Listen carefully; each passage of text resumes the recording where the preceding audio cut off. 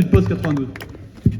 Ouais, les camarades, il y a plein de choses qui ont été dites. Moi, je voudrais juste quand même un peu insister sur un grand bravo à vous.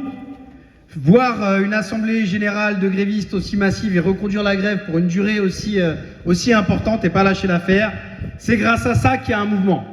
C'est grâce à ça que la possibilité de victoire, on sent qu'elle est possible.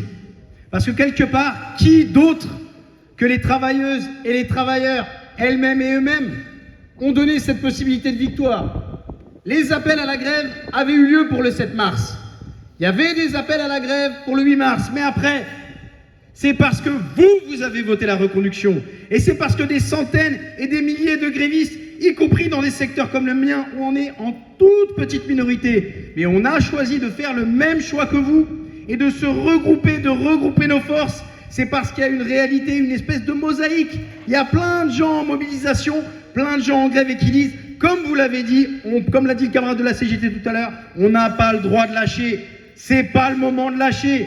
Et grâce à toutes ces formes de mobilisation, à toutes ces formes de solidarité, la caisse de solidarité qui est gérée effectivement avec les camarades d'Info comme CGT qui en ont pris l'initiative, il faut bien le dire. Et aujourd'hui, cette initiative prise par les camarades d'Info comme CGT, elle est en train d'essaimer et la caisse de grève est en train de faire partie petit à petit du code génétique de la grève. Bon, y compris dans les secteurs où les salaires sont pas importants, dans les secteurs touchés par la précarité. Ce lien-là qu'il y a entre les différents grévistes, entre les syndicats, entre les assemblées générales, c'est en développant ces liens. Quelque part, vous donnez, c'est pas simplement de l'argent qu'on se donne les uns et les autres. C'est aussi, on se connaît.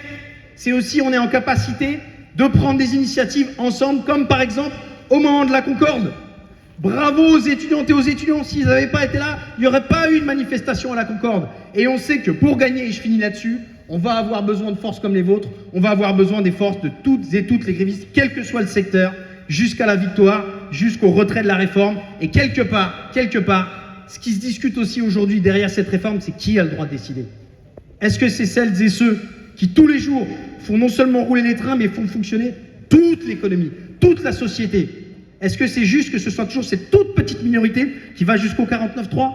Non, c'est nous qui devrions décider. Et en réalité, je pense que toutes et tous ici, on n'arrêtera pas la mobilisation tant qu'on n'aura pas regagné, en tout cas gagné, le pouvoir de décider dans les entreprises et dans la société en général. Merci à vous.